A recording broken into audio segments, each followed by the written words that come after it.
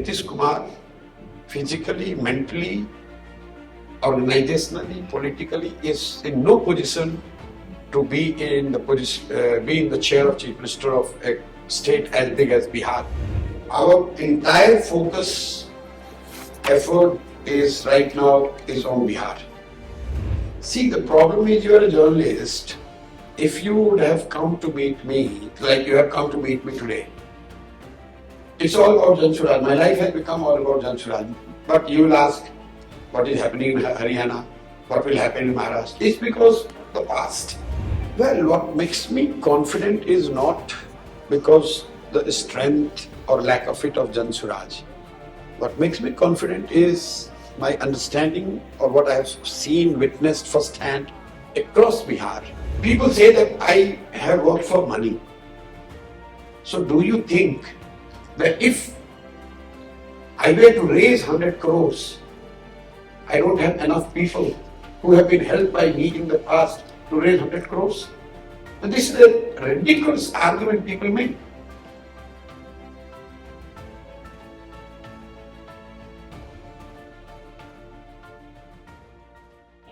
We have with us Mr. Prashant Kishor, who we can now say is a full-fledged politician after the launch of Jan Suraaj, the party. We'll talk to him about Jan Suraaj, his plans for Bihar, and much more. Mr. Kishor, to begin with, what is Jan Suraaj and how is it distinct from the other political parties in Bihar? It's different from other parties because this is not being formed by an individual or a particular caste or a social group or a family. This is probably the first party in India which is being formed by more than 10 million people who have come together during this 2.5 years of Jan Suraaj Padyatra with the desire to change the situation in Bihar, which continues to be the most deprived, poorest, uneducated, and I would say right at the bottom of literally on all developmental indicators. For decades we have suffered, and people of Bihar have tried literally every party that exists in India and has got any presence in Bihar. But they have seen that nothing has changed the situation in Bihar. During this whole movement, what we have tried to do is to go to the villages, talk to the people, and tell them that the only way you can improve your lives is if you come together and pick a leader who is from your own community, from own village. But much more than that, much more than the leader, is how do you vote for them? That people of Bihar have voted for ideologies, they have voted for caste, they have voted for religion, they have voted for petty issues like drainage system or Indra Awas or ration card. But as you would have seen in the adhivesan which we had, I made everyone say, I asked everyone that swear on the head of your children that have you ever voted for your children's education and employment? And you saw right in front of you, not a single hand raised. And this is what we have been seeing and witnessing in more than 5,000 villages across India. And then Jan Suraaj's solution to it is that rather than focusing too much who do you vote for, you should be more concerned about what you vote for. So if you want your children's education and employment, you have to vote for it. And that's the message with which we have gone. People have responded and they have come together to form the party. Today we have announced, but as far as Jan Suraaj movement, the Abhiyan is concerned, that continues the way it was before. So as we have announced publicly also before, during the event and afterwards also, that Nothing changes as far as my role or the Abhiyan's process and the effort which we are putting on the ground. Because we have covered roughly about 60% of Bihar. 40% Bihar is yet to go. So we will continue to go to the villages on the foot, tell people that this is how you can change your lives, this is how you can change destiny of your kids and children. And if they respond to it, well and good. If they don't, we will keep trying. Jan Suraaj means people's governance. So how will you be Suraj meaning good governance. good governance Now, of the people? when I started thinking about this, the name I kept was Suraj. But then I discussed with many intellectuals who are seen as an authority on these issues. How do we define Suraj? Because anyone or everyone who rules says what I'm doing is Suraj, and what my opposition did or is telling that they will do is not Suraj.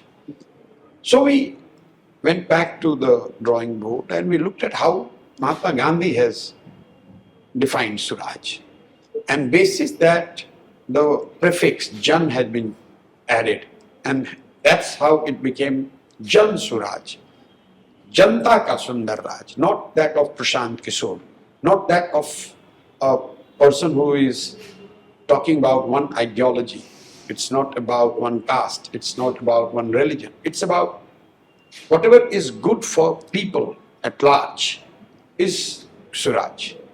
So how will you ensure that this is going to be Jan Suraaj and the voice of the people, is going to be heard and counted for? But you saw what one of the example is that we are proposing, rather we are writing in the constitution of the party, that how tickets will be distributed, who will get the ticket, and those who will get elected, how people will have control over it, that individual.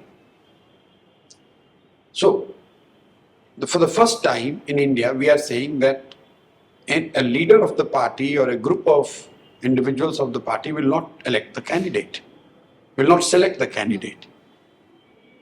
Jan Suraaj will announce the probable names, basis interest of people who want to fight election with us, or basis what society is recommending to us that who we should bring and make him or fight.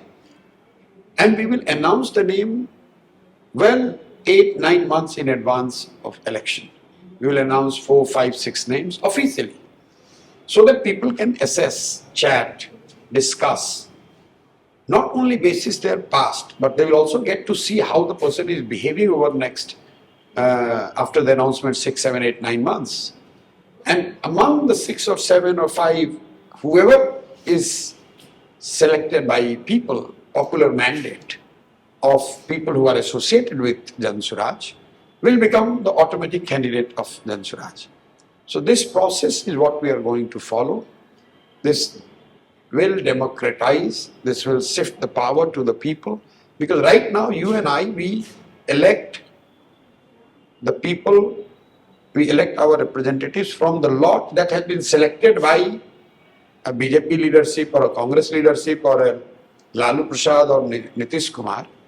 Those who are given the ticket, people of their constituency are not consulted or they have got no say. But we are going a step further. As you witnessed, I asked that what happens even if you select from the 5 or 4 or 10, after observing, after assessing for 8-9 months, and if still the person after getting elected turns out to be not a good choice, then what happens? Should we wait for 5 years or should we have the power to recall? So Jan Suraaj again is the first party where we are proposing in our constitution that the Sansthapak Sadasya of Jan Suraaj, meaning the people who are coming together to form Jan Suraaj, would have the right to recall or at least force the elected representative of Jan Suraaj if he or she would be found lacking in his or her conduct over 2.5 years. So midterm during their tenure, they will be subjected to another round of scrutiny. People will either affirm, they will give their consent to continue, or if they don't, then they will be asked to resign or quit the party. Talking about candidates, I mean, Jan Suraaj is entering elections in right earnest. You announced that you will be contesting the by-elections and also the assembly elections next year, all 243 seats. Now, what makes you confident that Jan Suraaj will form the next government in Bihar? Well, what makes me confident is not because the strength or lack of it of Jan Suraaj. What makes me confident is my understanding or what I have seen, witnessed firsthand across Bihar in last 2.5 years, visiting and living in more than 5,000 villages, that majority of people in Bihar, they want change. Whether they are supporter of RJD, whether they are supporter worker of BJP or JDU or Congress, each one of them or majority of them, they want change. They want change because what I started with, because in the last 35 years, nothing has changed in Bihar. Some development has happened. But when I say nothing has changed, meaning in 1990, when Lalu Prasad Yadav became the Chief Minister of Bihar, Bihar was the poorest, most backward state of India. When Nitish Kumar became Chief Minister in 2005, Bihar was the most backward and right at the bottom of all developmental indicators state. Even after 20 years of Nitish BJP government, Bihar is still the poorest state of India. So it's not, there's no subjectivity into it. The data is very clear that as far as relative ranking of Bihar is concerned, we have not moved an inch. And that has led to this tremendous discontent among people. They want change. Now you want to ask the question that if such discontent is there, why people have not dislodged these governments? They have. Actually, Lalu Prasad Yadav has won Bihar only once in 1995. Rest 10 years and beyond that, he has been ruling or has been part of the ruling coalition only by some mechanism of political maneuvering. Similarly, people of Bihar has given mandate to Nitish Kumar only once, that is in 2005. Rest all the time, he has never won a majority. For example, right now he is the Chief Minister. He has got only 42 MLAs out of 243. But he is still the Chief Minister. That doesn't mean people have voted for Nitish Kumar. So people here have not been able to dislodge these parties for the want or because they never had an alternative which was big enough, credible enough, with which they could have gone. In Bihar, just to give you a sense, after 1985, no party has fought 243 constituencies. Jan Suraaj is the first political outfit which is saying that we are going to fight 243 come what may. And we are not saying it just on the eve of the election that we will just field the candidate. There is a 3.5 year work behind it. There are millions of people, clear ideology, there is clear-cut plan which we are putting in front of people, which you have heard what the basic things we are promising and how these things will be done. So people of Bihar have had the opportunity and continues to have the opportunity to assess what Jan Suraaj means, what it stands for in terms of ideology, our vision, our program, our preparedness. Basis this and the political will that yes, we will go and fight.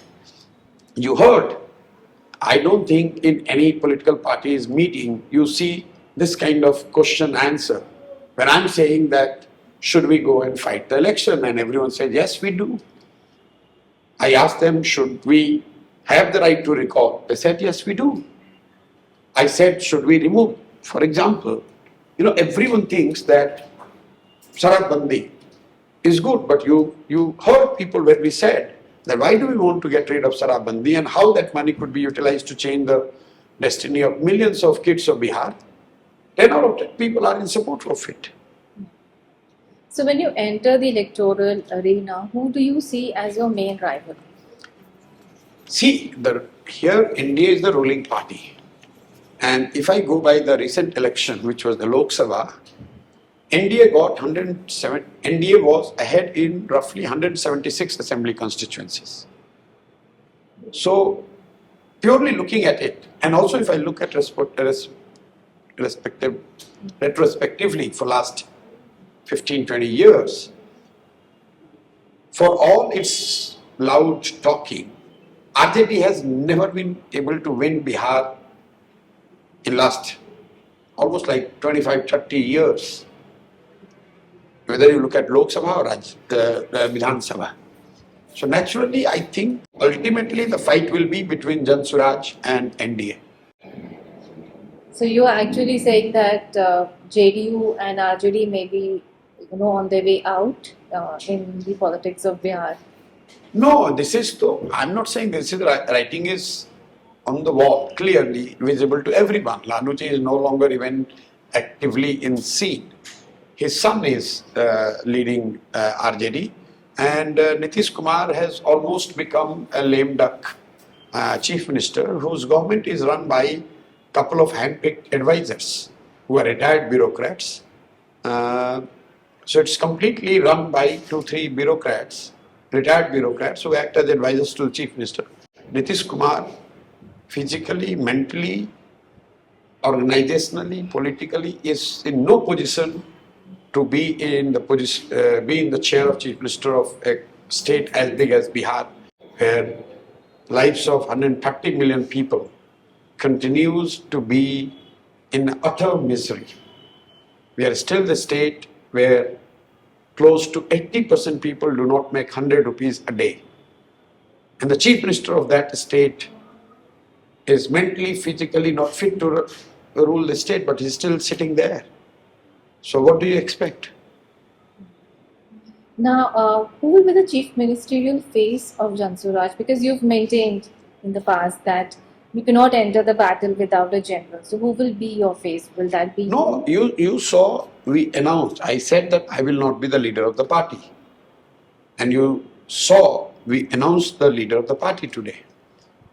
And whoever has been announced, and the leadership council that will be announced in 2 days, they will also be facing the popular vote, because within 6 months' time their election has to be ratified by the Sansthapak Sadasya of Jan Suraaj. So they have to face the election, which will be on. So our agenda is clear that first we go to the masses, that we are doing, continues to do that, and I am leading that part. Second, I have said that once we have enough people who are convinced that we need Jan Suraaj as a political party, will form the party. So party is formed, a leadership is constituted, we have put in the public domain who the leaders are going to be. The third thing, what we have said is that once these two things are done, then we are going to share the vision which Jan Suraaj has for people of Bihar or the development of Bihar. That we are going to do sometime in late February or March. Once that, so we have the people at the grassroots level who have been reached out and given the opportunity to understand, listen, understand, assess what Jan Suraaj is. Then second step, we have formed the party. Then we will put the agenda in the public domain. After that, let people decide if they vote for Jan Suraaj. I'm sure the elected members can elect who the chief minister would be. Are you open to the idea of? No, I'm not fighting the election. I'm not the leader of the party. You won't be fighting the election? Unless party says that I have to fight an election, I don't intend. You saw what I said. My program is to continue walking, because whatever I have said publicly, I will never go back on that. If I have said that I will continue to walk, I will walk, come what may. Even if the election happens before or election comes in between, I will still not stop walking. I will continue my foot march. I will continue my effort to go meet and try to convince the people how they can change their lives. And that is my topmost priority. Rest, everything is secondary. The general perception is that the voters of Bihar vote on caste lines, and the political parties also have their established vote banks based on caste or community. So, what makes you feel that this would change, so soon in 2025? The voters of Bihar vote basis caste shows the, I would say, malified assessment of people coming from outside Bihar. When you say people of Bihar vote only basis caste, are we to say that in other states people are not voting basis caste? Then someone said no, other states people also vote for caste, but Bihar mein thoda zyada hai.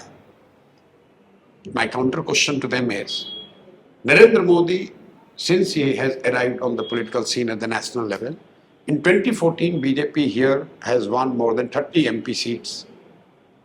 Everyone says the vote is not for the BJP, vote is for the Narendra Modi. In 2019 their alliance won 39 seats. This year also, in 2024, they have won more than 30 seats. Now tell me, how many people of Modi's caste live in Bihar? And if everyone is voting basis caste, then Mr. Modi should not get a single vote in Bihar. Then someone would say, no, they don't vote for him for caste, they vote for Hindu Muslim. So definitely they are not voting for caste, they are voting for whatever. I give you another example. In Bihar, we have almost 18-19% Muslims. They vote for RJD, Lalu Prasad Yadav, his party. Do you think Muslims and Lalu Prasad Yadav's caste is the same caste?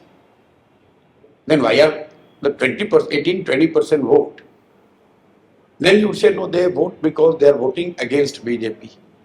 But they are definitely not voting basis caste. So, the writing is right there. It's very obvious.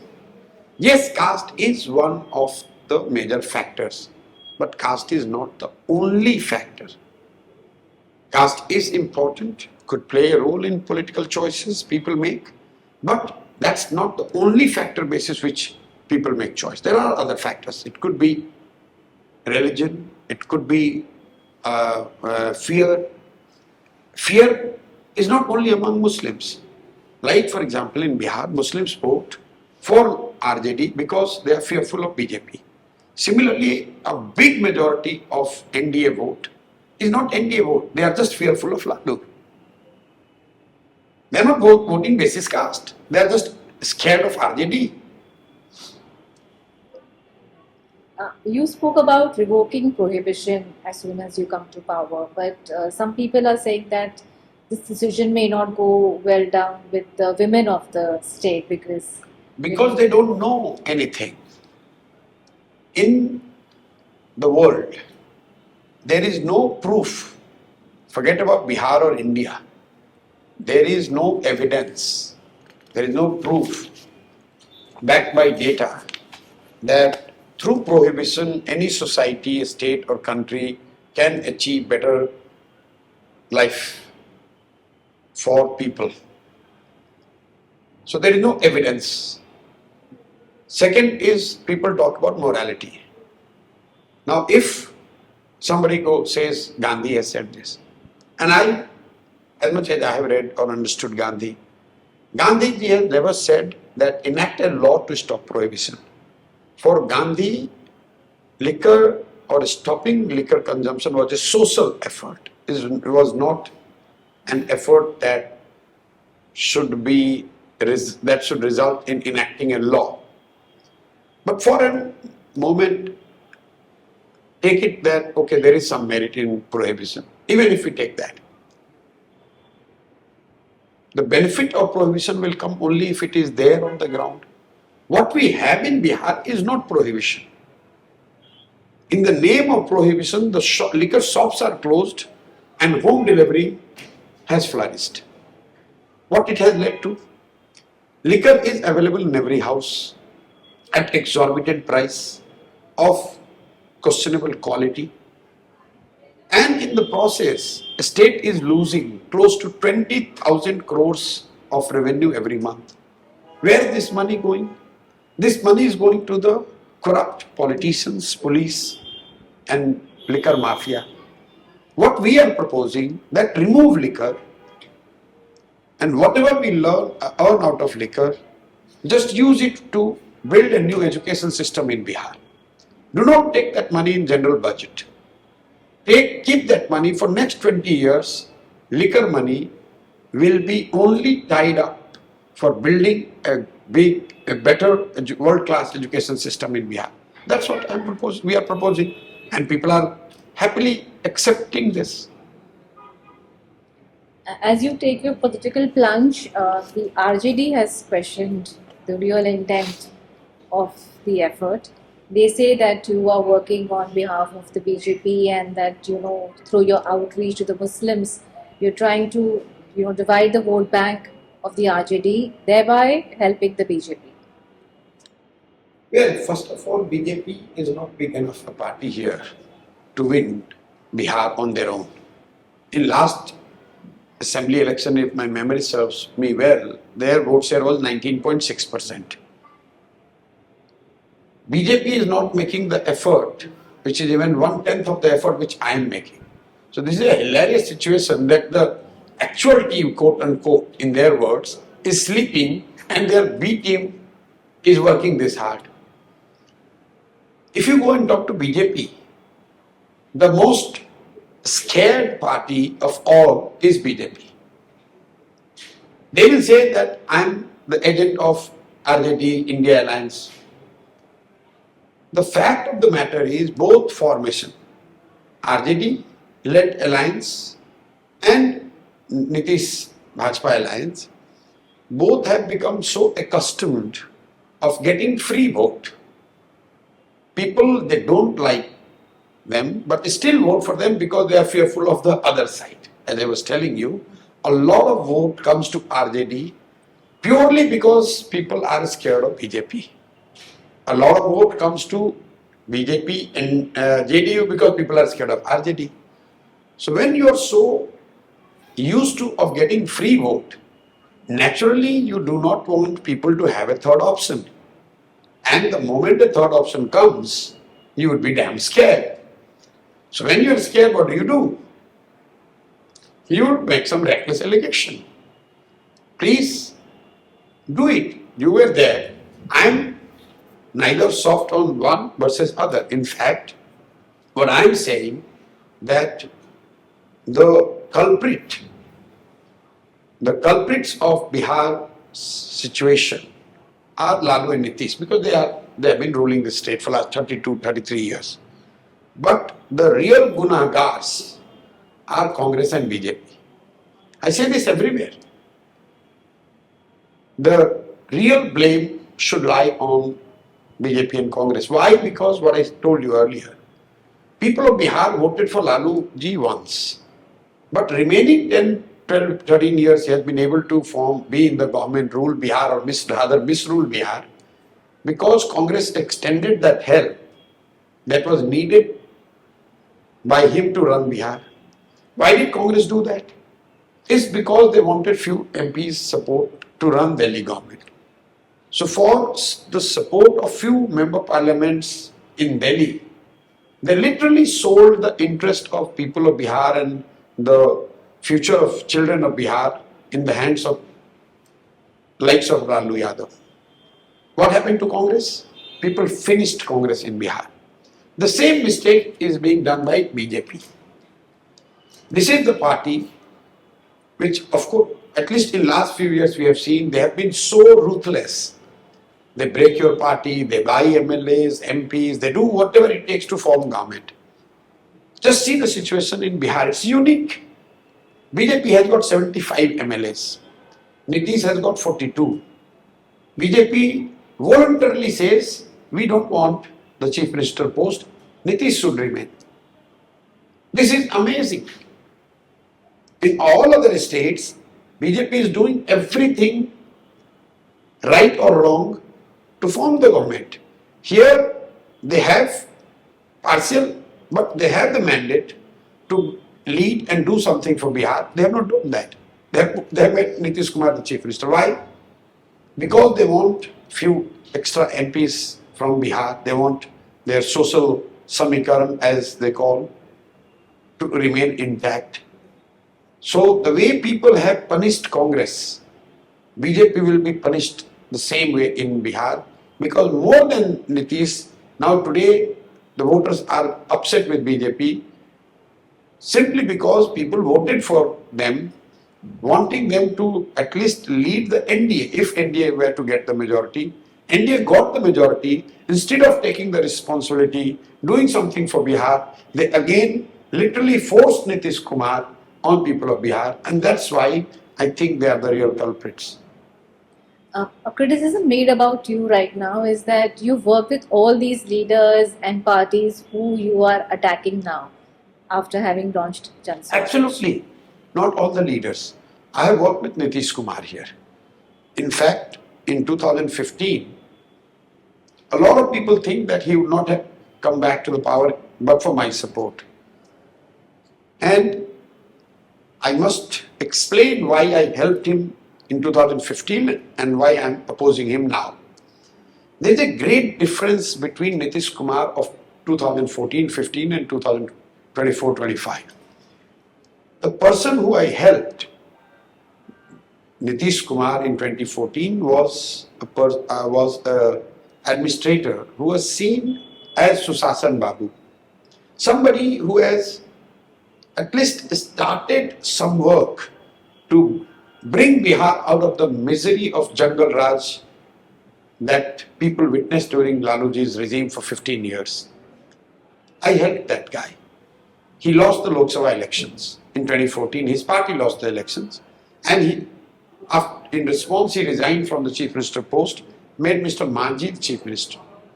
When Nitish met me after that, I asked him this question. I didn't know Nitish Kumar before that. He came to meet me because he heard that in 2014 Modi's election, there is somebody from Bihar who has done the campaign. So he came to meet me, and I asked him that why did you resign from the chief minister's post? He said, because my party lost. I said, okay, the party lost, but people were voting for Lok Sabha. They didn't want you to pass on the baton to somebody else, because this is not Rajtantra, where you can nominate anybody. So his point was that if people have not given me after my work, if people have not expressed their confidence in my party, then why should I be there? So I told him, I proposed, okay, I will come and I will help you in winning election, but you come back and do your job what people have given. He removed Mr. Manjhi and became chief minister. Then I came to help him. So I wanted a person who many of us saw as somebody who can bring change in Bihar. So we helped that person. The person I helped, political leader I helped in 2014 was Nitish Kumar, who was sensitive, or at least there was some morality in him. As a railway minister, when there was a rail accident in Gaisal, West Bengal, he resigned from the post, claiming that more than 200 people died. How can I remain the railway minister? Today, we have seen during COVID, 2 years back, the whole world suffered, India suffered, but no one suffered more than the people of Bihar. All over the country, we saw lakhs of people walked in horrible conditions with their families, their children, their belongings, with no help from government.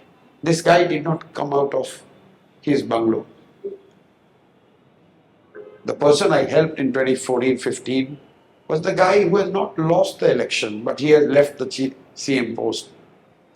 Today he has lost the election, but he is still sticking to the post.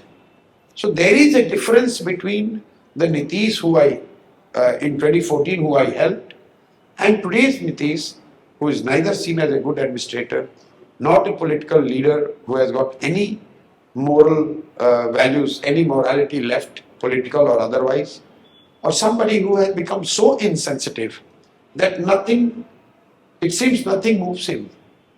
No amount of tragedy, no amount of misery moves him. And that's why I'm opposing him. And the final point here is, in democracy, we have this system of 5 years election. Election every 5 years. Why do you think we have election every 5 years? We could have had election every 10 years. We have this 5-year cycle world over, 4 year, 5 year, is because it is given that whoever you like, whoever you trust in terms of ideology, their program, their capabilities, you stand with them, you vote for them, you help them. But that vote, that support is for 5 years, is not a lifelong affair. ये जीवन भर की बंधुआ मजदूरी नहीं है. If one has to go by your logic, that means anyone who has voted for a party or a leader should never change the vote. Then what is the point in having an election?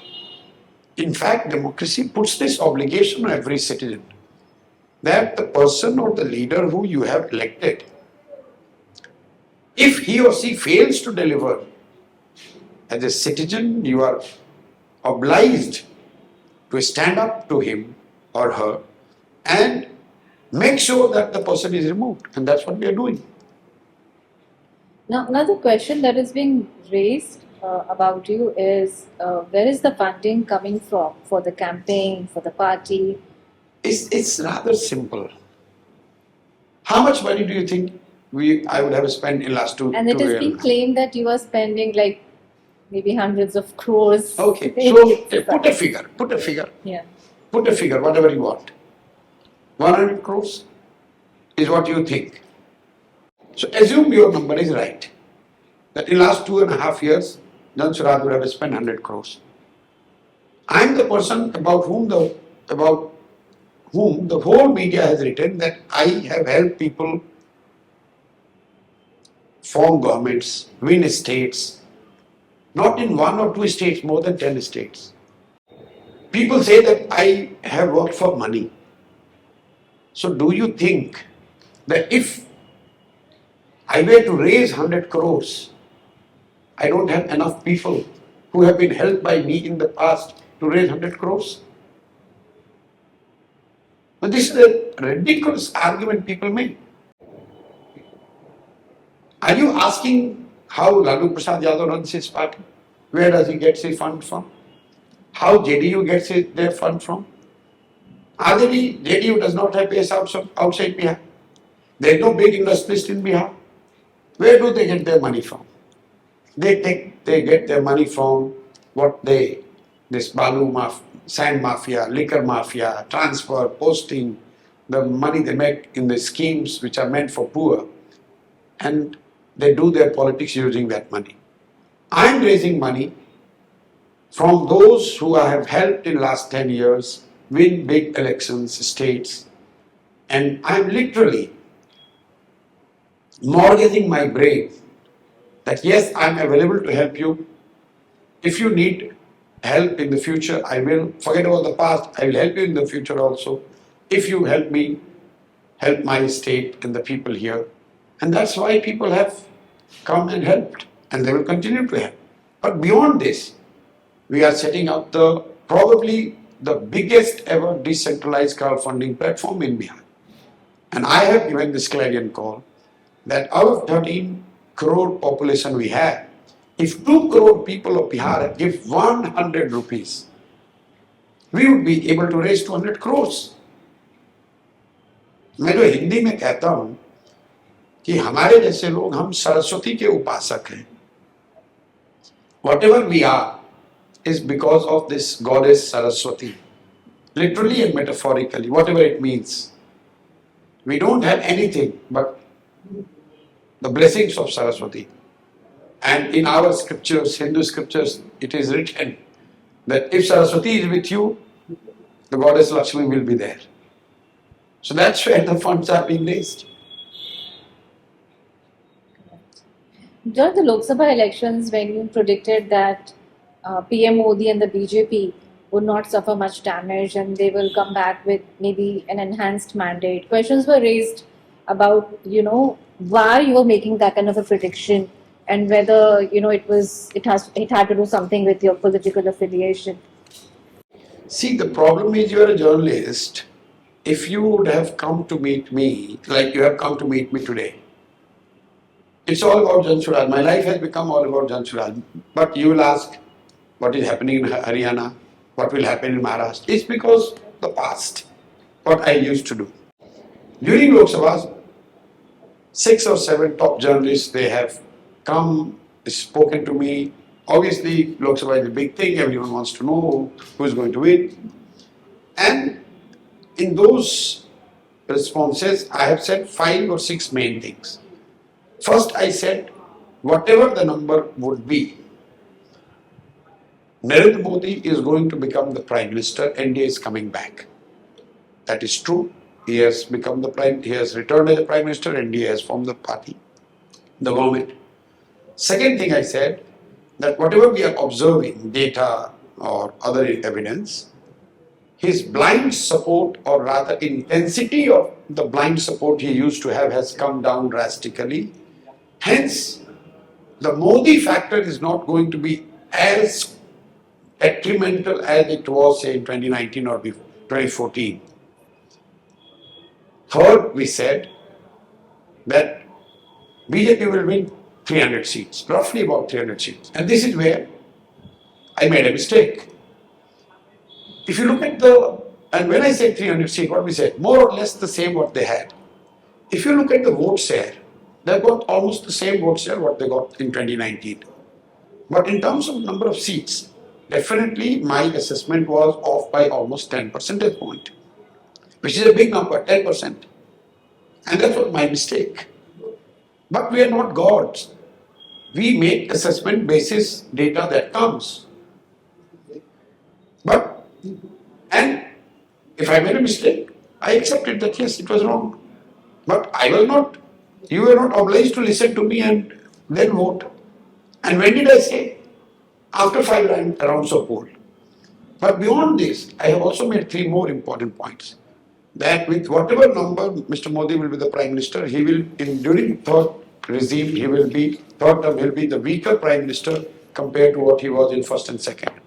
Because there is a big discontent on the ground among farmers, among youth, and the growing inequality is a major issue.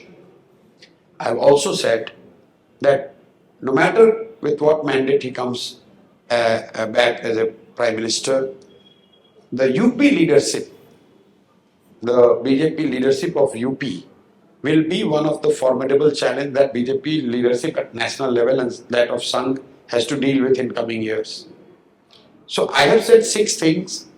5 has turned out to be true. 1, I was off and I have come on camera and accepted it. But I give you an example. Those who try to make a story about it have forgotten that they were my biggest cheerleader when I was making a similar prediction in Bengal. And I said BJP will not get cross double digit. They were my cheerleaders because it was suiting what they wanted to hear. I said BJP will not cross double digit. That means BJP could have got 10 also. BJP could have got 99 also, 45 also. They got 77. When you do this kind of prediction, you can broadly get the trend right. To get the number right is a very tough ask. Sometimes you get it right, sometimes you get it wrong. But to attribute motive to it, to my mind, is either foolish or criminal. It's very easy to sit in the room and attribute motive to others. Those who go out and make these claims, they have some understanding. Sometimes they could make wrong. They could be wrong. You go to a doctor, every patient the doctor sees, no one can guarantee that every patient will be fine. But he is still a doctor, you're not a doctor. And how stable do you think the third edition of Modi government would be? No, this I've said. The stability of this government purely depends on the election outcomes of next 8 or 9 states, which has already started: Jammu Kashmir, Haryana, Maharashtra, Jharkhand, Delhi, Bihar, Bengal, Tamil Nadu and Assam. These state elections and the outcome of these elections will determine how stable or unstable the BJP government is going to be. If BJP does very well in many of these state elections, then they will be very stable. If opposition does well, then BJP has a tough time. And how do you look at Rahul Gandhi's leadership in the light of the Lok Sabha election results? The Lok Sabha election results have cemented, rather settled the debate about whether Rahul Gandhi is the leader Congress should bank on, whether he has it in him to lead Congress. That debate has been settled with the Lok Sabha election. He has proven that last 2.5 years, whatever he has done, effort he has put, there definitely with these results there are some signs of revival of Congress, to say to the least. But has he become the leader of the country? I doubt. And I give the example. Indira Ji, who was one of the tallest leaders of Congress, in her worst defeat in 1977, Congress won 150 MPs. In her worst defeat, Congress got 154 MPs. Rahul Ji, with his best victory, has got 99. This shows that he has distance to go before he becomes the leader of the country. Definitely, the Lok Sabha results has proven that he has become the leader of the Congress. That is, debate is settled. But still far away from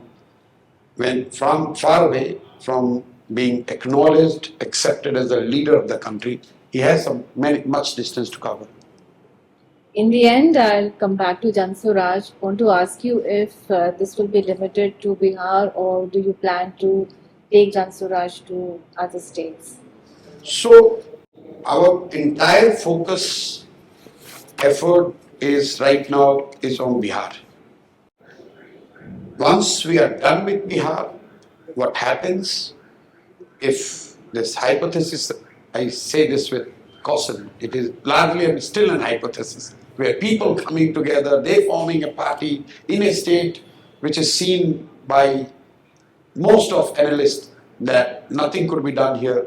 People coming together and forming a party, and if they do well, then certainly the message will go loud and clear, and with whatever little I understand of politics, it will not remain only in Bihar. But as far as we are concerned, we are focused on Bihar. Next 10 years, how Bihar becomes among the top 10 states of India, that's the focus. Winning election is just part of that process, the first step, important step. Winning election is difficult, but it's not the most difficult thing. Winning election with the right people is the difficult thing. We win with the right people, with right plan, and we are able to implement those plans on the ground. If we are able to bring change in Bihar, definitely it will resonate beyond Bihar as well. But the task is clear right in front of us. We have to first get this thing right in Bihar, then we shall see how it goes. Okay, thank you so much. Thank you very much.